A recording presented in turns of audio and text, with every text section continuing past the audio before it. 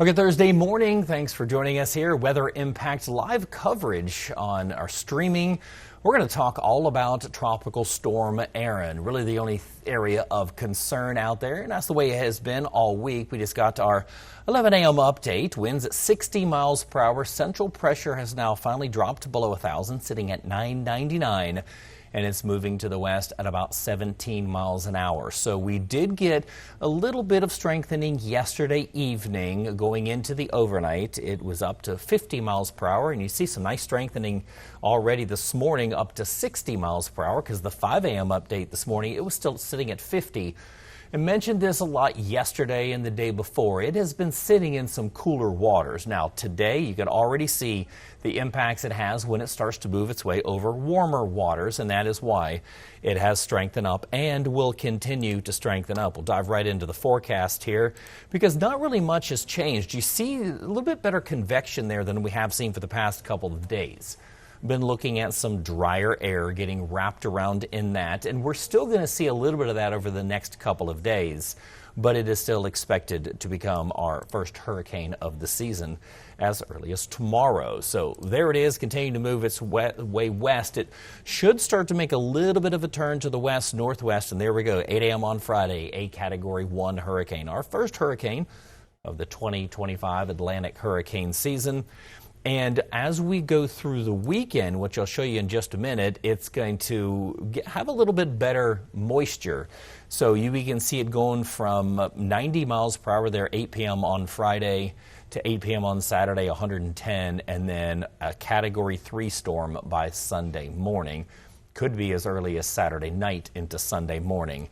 So again, expected to continue to strengthen, and forecast models are still in fairly good agreement on the track of this. So see there, it makes its turn more of a northwest as we go through the end of the weekend, and Monday, Tuesday, and into Wednesday, a more north turn. Still watching for that turn, and that is going to be the determining factor, again, what impacts that we're going to be seeing up the coast of Florida all the way up through the coast of the Carolinas. I know I saw quite a few posts yesterday about one run of the European model that took it relatively close to the Outer Banks of North Carolina. Again, impacts in southwest Florida, very minimal. We're not really even going to see moisture out of this. The bigger impacts are going to be to the east coast, places like Jacksonville, stretching all the way up again through the Outer Banks of North Carolina. And I'll show you those, and most of those are going to be rip current risks and your wave heights. So if you're planning on a beach weekend,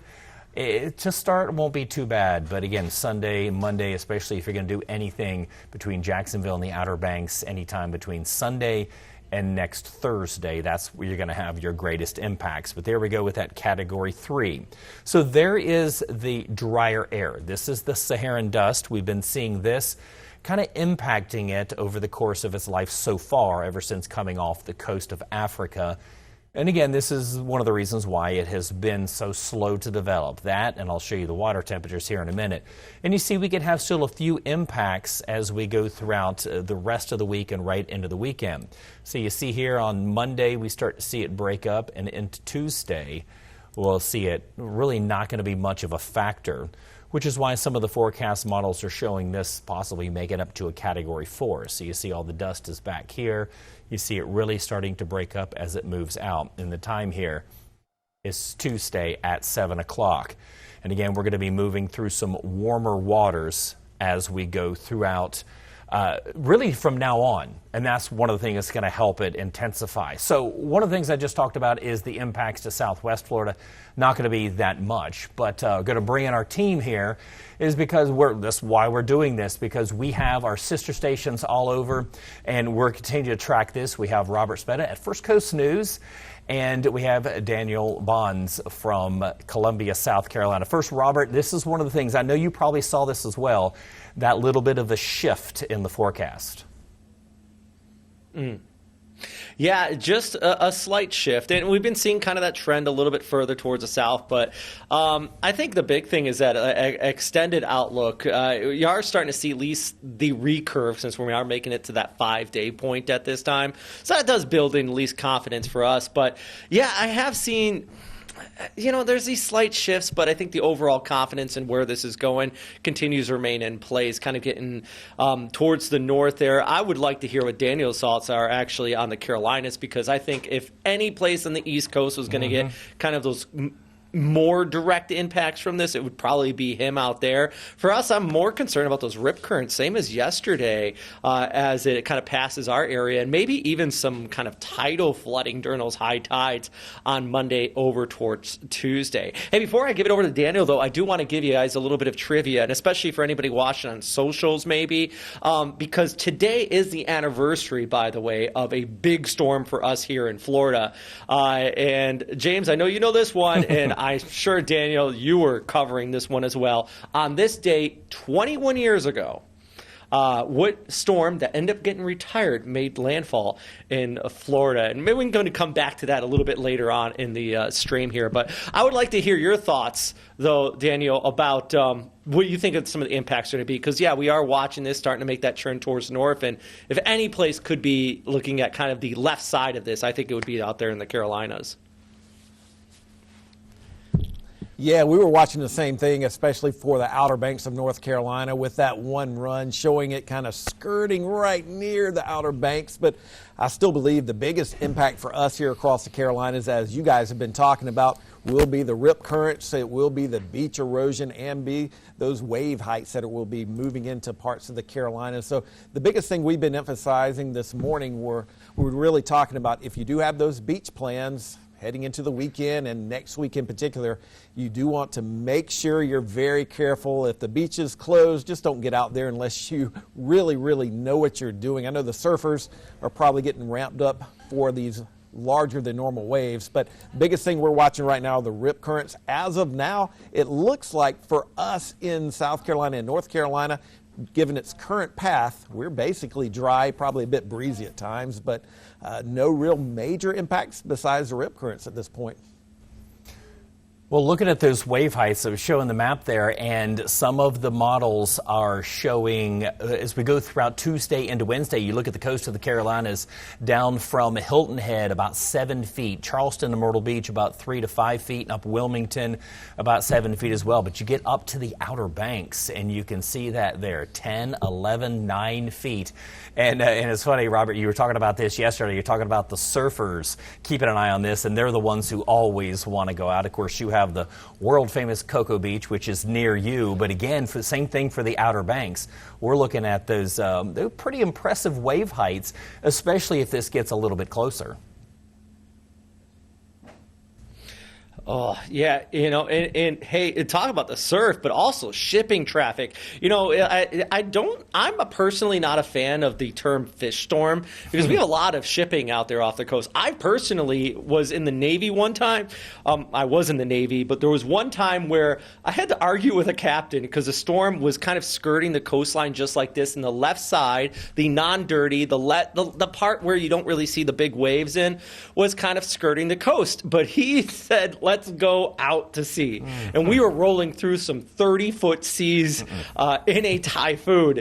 And oh my goodness, just talk about losing one's lunch out there. So it's one of those things where, this could be staying out to sea, but you're right. The rip currents, the rough surf, and for shipping traffic could be having all sorts of impacts up and down the coastline. Not to mention Bermuda is going to be taking a kind of a brunt of it out there too. But for us, I mean, you got to be one good surfer if you're going to be jumping into those waves. So I think there's going to be some powerful swells coming off of it. Yeah, not me. And again, both you in Jacksonville and Daniel there in the Carolinas out of Charleston, there are probably going to be some people here who have some plans to maybe take a cruise out of there. And if you're going to be somewhere maybe heading towards the Bahamas for this weekend for a cruise, that is not going to be the place to be. You definitely, even as big as those ships are, you talk about 3 to 5 feet, you're going to probably, I know I would, lose my lunch there as well. So this is what we're talking about. So yesterday, we watch all these model runs, and I'm going to show you this graphic right here. And I know this graphic right here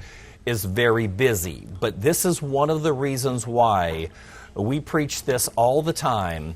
We say don't ever just take someone posting one run to Facebook and talking about death and destruction and all that, because this right here is only two forecast models.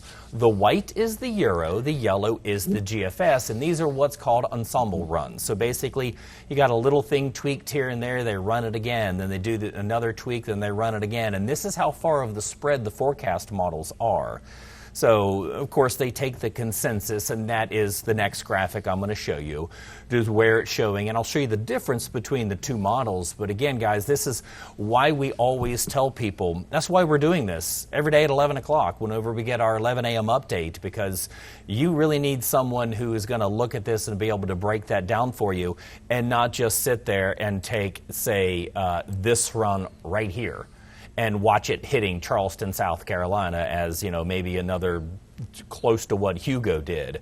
So again, you can see this far spread is from Hilton Head to far out to sea. So again, now you take the consensus, and that's where we get, again, the forecast models that I'm going to show you here. So let's start out with the Euro, because this is the one that had, I guess, a more significant change yesterday. Good news, it's back to about where it was yesterday. But yeah, this is the one I'm talking about. You can watch it here where it pauses. That's where it's supposed to be a Category 3 storm, major hurricane. And then as it continues, it's actually going to slow down. And that's typical when they make those turns, because when the high pressure's in control, it speeds up. But yeah, Daniel, this is more going to be for you. And this is what we're looking at. And again, this right here is the latest, which kind of gave it a little bit of a shift back. You've been seeing this pattern as well. Yeah, and it still shows that the possibility of at least having some type of impact towards the Outer Banks of North Carolina. You know, for us here in South Carolina, we're watching it closely. We're about, Columbia, we're about 3 hours, 2.5 hours from Myrtle Beach.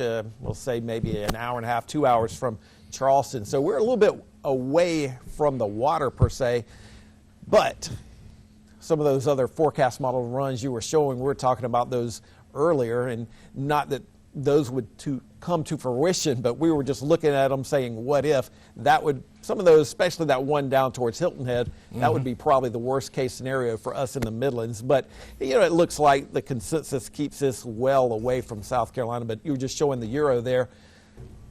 Pretty dang close to the Outer Banks of North Carolina. Yeah, that's about as close as you'd like it. That's a little too close from comfort. You're looking at about 300 miles there to the Outer Banks, and you take that over to Myrtle Beach, and you're looking at roughly about 400 miles from Myrtle Beach. And again, that's just the one model run. And now it has been kind of a little Actually, Daniel, I had a real question for Daniel real quick. And I'm just kind of curious, because I did see a couple of those model runs right there that, James, you were just showing that fantastic graphic, all the different ensembles.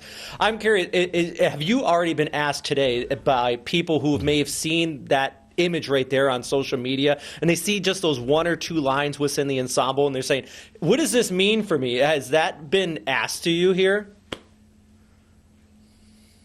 Oh, yeah, and I don't know if you can see, I have my laptop right here.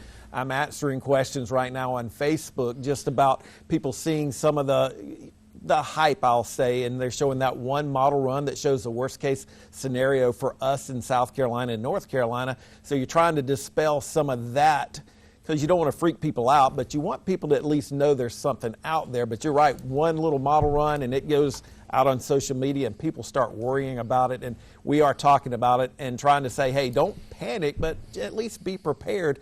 And keep in mind, hurricane season is a long season. We go all the way to November. We can have it even outside of November. So we have to, you know, take these for what they're worth. Don't panic, but as always, just be prepared. Yeah, and that's why we do this, because, you know, each day, and these model runs can go back and forth, but what we're looking at is consistency. And one of the ones that have been actually relatively consistent has been the GFS model, and that's the one that I have up here. And it hasn't shifted too much. It's been going a little back and forth, not as much as that, again, one run of the European did yesterday. But this is one of the ones that we've been watching as well. And you can see that GFS model. And when you measure the eye of that, like showing the Outer Banks and into Myrtle Beach, 300 miles, and you can see this one's a little bit different. You're talking close to 600 miles from the eye there to Myrtle Beach. And same thing if you go to the Outer Banks. The other one was showing 3. That one's about 4. Another 100 miles there.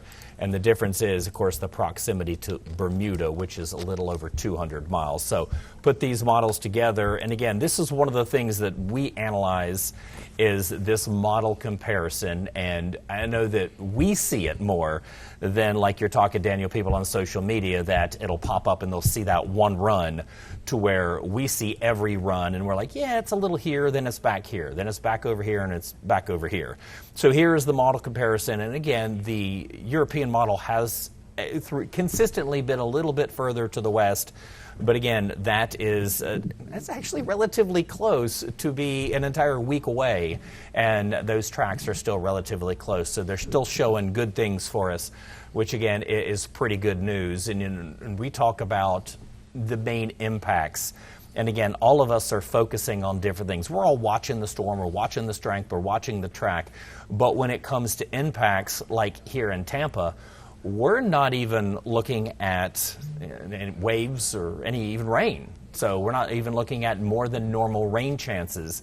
But this is, again, why we're all doing this together, why we're all talking about this, because there are going to be different impacts for different places. And like you were talking about, Robert, you have certain things that you have been looking at this entire time for your impacts there in Jacksonville.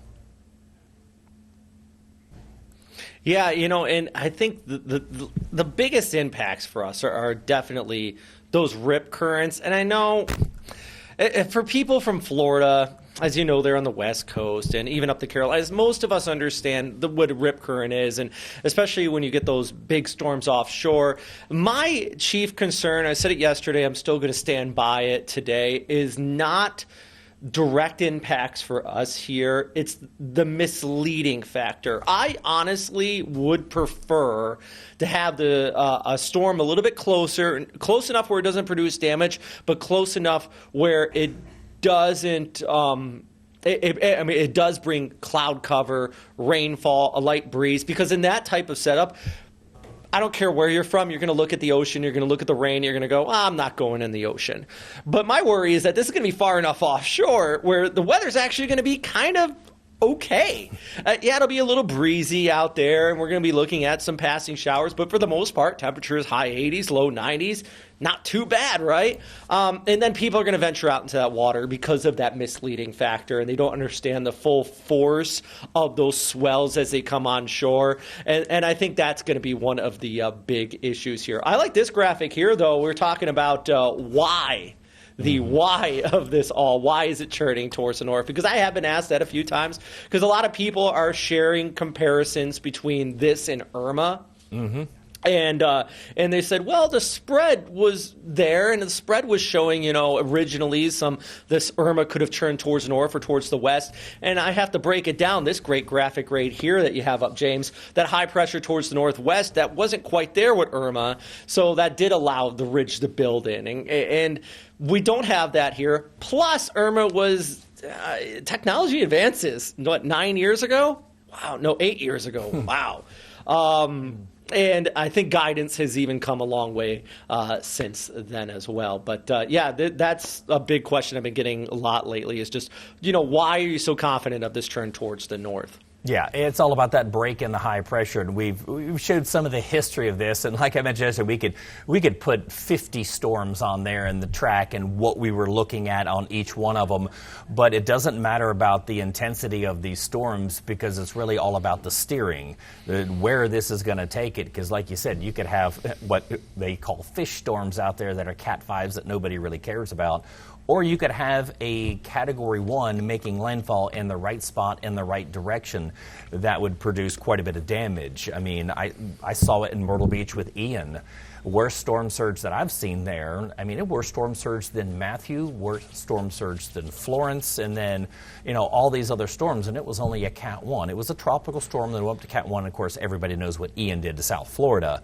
But again, went back offshore and got steered right back into the coast. So that's why we always watch the steering to try to figure out where these things are going. And a lot of times these models, it's down to 2 to 3 days out to where we're really seeing the impacts of this. And it's all about this high pressure and which one is going to be winning out. So, of course, you look at the two different models and we keep showing the Euro going a little bit further to the west. The reason for that is because the Euro model is showing this high pressure being the stronger of the two, which of course is going to give it a push. Now, again, not making it landfall here, but you see what I mean by going a little bit to the west. GFS model showing this one being a little bit weaker, this one possibly being a little bit stronger, and then that's why it would go here. So this one here is actually the European model, and as you can see, it does kind of skate the coast just a little bit because it shows this high pressure here kind of sliding over a little bit. And that's what we're really watching, again, especially for you two, talking about just a little bit of a slide. The impacts are going to be so much more, talking about waves, talking about beach erosion, and this is one of the things that we have to constantly look at, like you said, because it could be nice outside. You can have some angry-looking sea with 4 to 6 foot waves, and especially a strong longshore current that really will make that beach erosion a lot worse. So this is one of the things that not only the impacts to us, but the impacts to our environment and the beaches that a lot of people daily enjoy. So we'll be watching this for that big break in that ridge of high pressure. And that's what we're really going to see as we go into Wednesday and into Thursday. Are you guys seeing anything different from what you're looking at from these forecast models? And which ones are you liking best?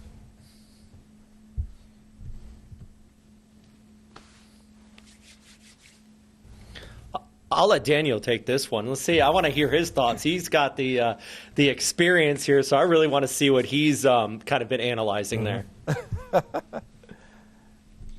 I will say, I always tend to, and I guess this might be my own bias, but I always tend to like the European model a little bit better. And again, I think that's my own personal bias, but I really do like that steering flow map that you guys had up just a second ago. I think that paints a pretty good picture of the scenario that we're kind of looking at as this continues to evolve. I do really like that, and it tells the story of how the high pressure system flows and how it's looking for that weakness. But again, it may be my own bias, but I still kind of go towards the European forecast model. I probably need to get rid of that bias because I feel like the GFS has done pretty well in the past as well, but I always go towards the European, I think. Well, I know, Robert, that you've watched. You were talking about how long it's been since you've had landfall, but you have seen quite a few storms skate right up the coast. Have you noticed the same? Because I've gotten my biases to which ones I like more. Because there's some that are better with wind, some of the better with rain. What are you seeing there in Jacksonville? Well, especially in this type of setup, I have to agree that the ECMWF is superior. I'm sorry. I would love to support the American model, go GFS, but it feels like a lot of times when we get into those long-range outlooks, the GFS does have this biasness to get a little bit more aggressive with the storms as well, and just when it gets to that near term, I lean into it, but that long term, I'm going to lean on the ECMWF a lot more. I am curious because what's just happened this year. Well, it's been building, but this year is being released publicly. Is your thoughts on the AI model? Because there is an ECMWF AI now that is. It's not handling the storm the greatest. That's one of the models you may have seen social media where people are posting it making landfall when none of the operationals are. It's a little different dynamics, but I'm curious what your thoughts are on that because, especially Daniel, you say you like the ECMWF operational. Have you been looking at the AI model? And I think it still has some time to go to get better at forecasting. Yeah, and I will say, and you guys know our in-house, what we call here our in-house forecast model or the graph, It's done well for us in the past as well for those short-term things, especially for the local impacts. So you're talking about the I guess the wider picture with the global models, and then you're getting down a little bit closer to the more local impacts. And the graph, which we call our in-house model, I think has done a good job. It's not quite in line, or it doesn't quite go out far to see like the global models do, but you guys know we use that thing all the time, especially this time of the year. Yeah, and I agree with you, Daniel, when it comes, both of you, Robert and Daniel, we all three basically saying the same thing. And whenever you track these systems for, I've been doing this for almost 20 years, you know that the long-term Euro is better on track. I feel the GFS is a little bit better on rain. So I think it handles, I always think the Euro overdoes rain too far out. And then when we get a little bit closer, I think that GFS really dials it in. But, you know, it's all in there. And again, the reason why we do so many of these, we're doing this and we've been doing this all week. We're going to do this through the weekend into next week is because of these changes. And the one thing that I'm sure at home, you know this, is when it gets closest, when you get to that, you know, between 1 and 3 days, that's when your forecasts get more accurate. That's when you see those spaghetti models, they're not really diverging too much there. So it does look like I said, the good thing is, guys, that we got some pretty good agreement here. This is something we're going to continue to track. Forecasted to be a hurricane tomorrow, a major hurricane through the weekend. So again, continue to join us, and all three of us are, I mean, this is our jobs. This is what we do. We love doing this, and the best thing is we love the ones that don't hit. So we're hoping, fingers crossed, this one's going to be the same way. So I appreciate you at home tuning into us, and hope that we got all your questions asked. And if you have any questions, be sure to hit us up on Facebook or X, or send us an email, and we'll see if maybe we can answer one of your questions for you.